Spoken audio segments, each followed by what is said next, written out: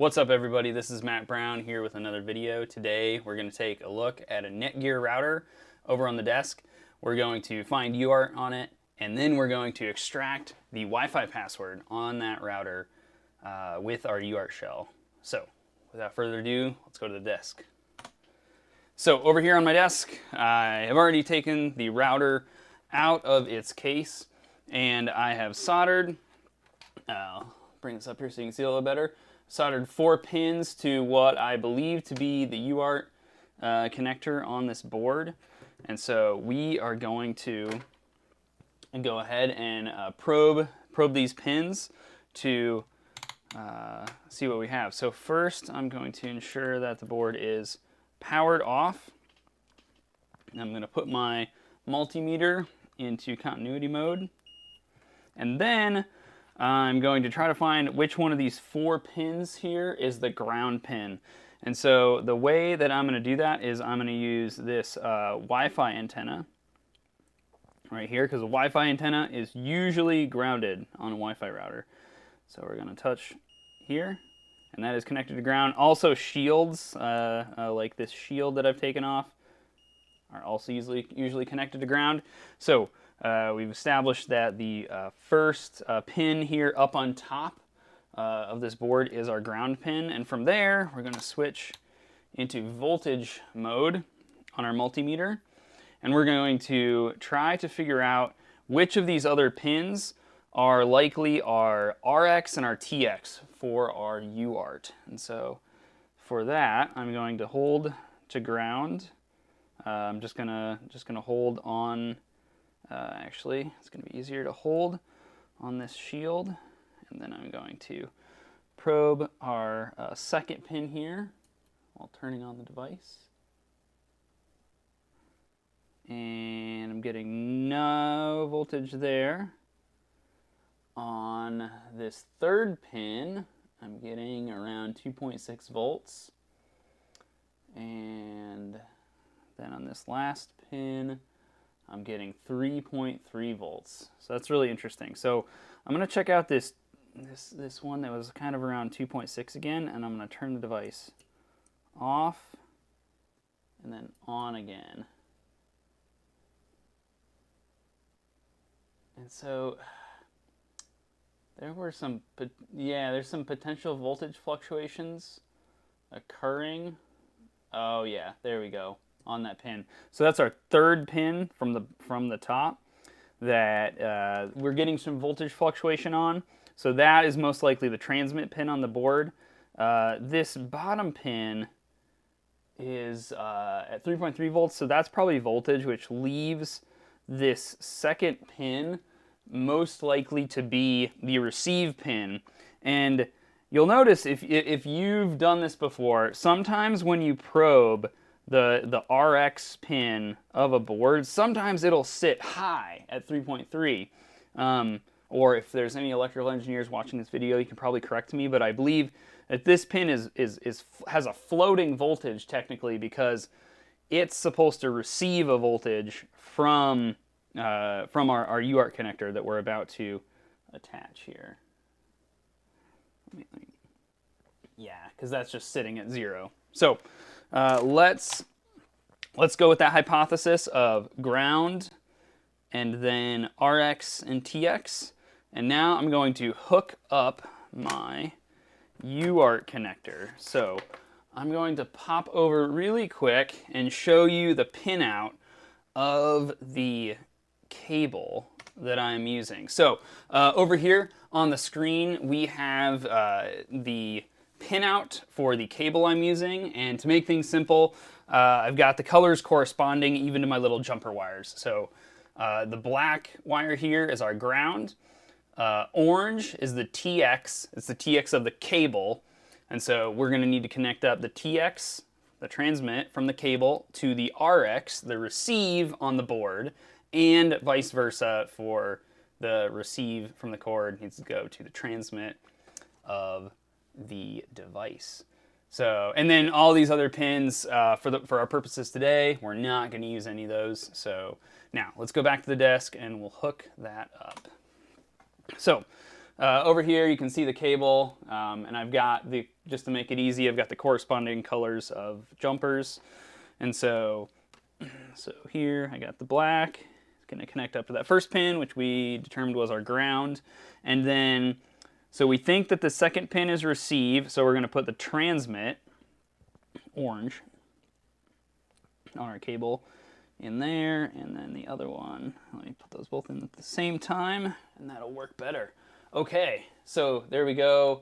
We've got our 3 wires hooked up, and so now we're going to jump over to our computer, and let's actually start with it turned off, and then we will turn it on in our console. So now we're going to jump over here to our terminal, and so I've got Picocom. I'm going to just guess that the baud rate is the most common baud rate for embedded systems out there that I see today is 115/200. Obviously, if we get this wrong, we can try to look at other baud rates. And then the device, that USB device, shows up under my Linux system as dev TTY USB 0 or USB 1, USB 2 if you have more than one of them plugged in. So let's go ahead and get that terminal set up. And then all I'm going to do over here is I'm going to click that power button again on the board, and we get the system to boot. So this is awesome. So we're seeing the system boot up here, and then I'm actually not going to pause the boot process. If we wanted to get into the bootloader like we've done on past videos, we could hit a key and use that to stop the boot process of the Linux system and get us into that U-boot bootloader. We actually have to wait around a little bit for this to boot up, so we can actually go just look around at the bootloader. So here we can see the first thing that we get printed out is U-boot. We get the version 1.1.4. You know, this code is from 2014. Not that old relatively for embedded systems to see something that old. And then, yeah, so we see that process. And then this is what I was talking about. See here it says hit any key to stop auto boot. So on most U-boot systems, if the bootloader is not locked, you can just hold down the enter key or any key really. And then when you turn it on, it'll stop the boot process, and then it'll give you some kind of a menu. If it's password protected, it might ask you for a password. All sorts of stuff that can happen there. So here we can see that the system is booting up. Some things are happening. One of the reasons it might be taking forever is because it might be trying to DHCP on the WAN interface. So this is a Wi-Fi router, so there is a WAN interface that you would like plug into your internet service provider.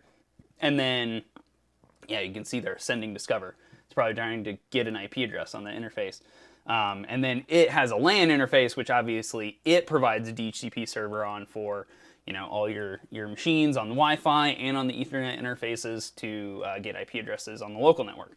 But, hey, there we go. Okay, so now we have an interactive shell. Notice we didn't get any kind of a login prompt or anything. It just drops us straight into a shell, where we can see that, okay, the ID command doesn't work. It's who am I? Oh, well, it says we're root right here. So it says we're root.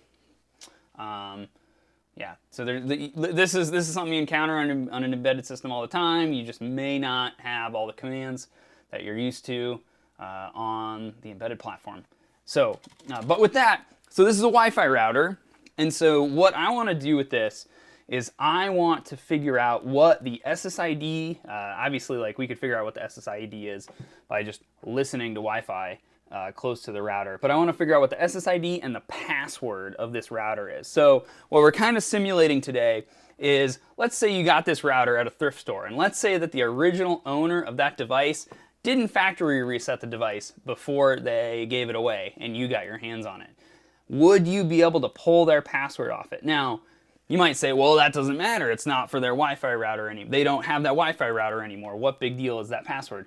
Well, a lot of times people like to pick the same password for their new Wi-Fi router that they buy, because then they don't have to go around to every device inside their house and change their change the Wi-Fi password on all those devices. Especially with IoT devices nowadays, you gotta like hold some button down to put it back into the setup mode. It's a pain. So most people will pick the same Wi-Fi password. Well, with an SSID, you can go into a ward driving database with Wiggle. You can find the location of where this network was previously, and you might be able to get access to a Wi-Fi network with this method. So we're going to simulate that today. Obviously, this is not actually a real person's password. This is actually the default password of this device that we're going to discover today. So, a Wi-Fi router. Where would it store the credentials? Well, on most Linux systems, there's an open source program called hostapd. So what we're going to do, we're going to run this command, and we're going to search for, of course, it's the BusyBox version of PS, and it doesn't take that. So here, we see hostapd running, and we can see that there's a config file right here that it's taking as an input. So what we're going to do is we're just going to cat that file out, and then we're going to go look up here at the top. So we just printed out that file, and looking down through the system, we can see that the SSID is Netgear 07. You may have seen a lot of Wi-Fi networks like that. Let's talk about that later. So, and then our WPA passphrase, that's our password, is thoughtful bug 882. So there you have it. That is the default password. That's the password right now, the Wi-Fi password of this Wi-Fi router. So if this was a device that was someone else's custom password that they changed because they wanted to be really secure, it would be right there in plain text on this router. And you might say like, oh, well, they should have encrypted it. Well, the way that Wi-Fi works, for it to be able to host the access point, it actually needs to either have the Wi-Fi password in a plain text version or in a version that would allow you to take this like hashed version of it that would allow you to effectively pass that hash to WPA supplicant and allow you to authenticate. So they're not doing anything bad here by storing the password this way. This is just how Wi-Fi works, right? So so that's it. We got the SSID and password, and now we're good to go. In a future video, we're going to talk about one of the flaws that this specific Netgear router has in its password scheme. So you notice this password. This is the default password on a lot of routers that have the SSID of like Netgear and then a number. And so we will discuss that in a future video.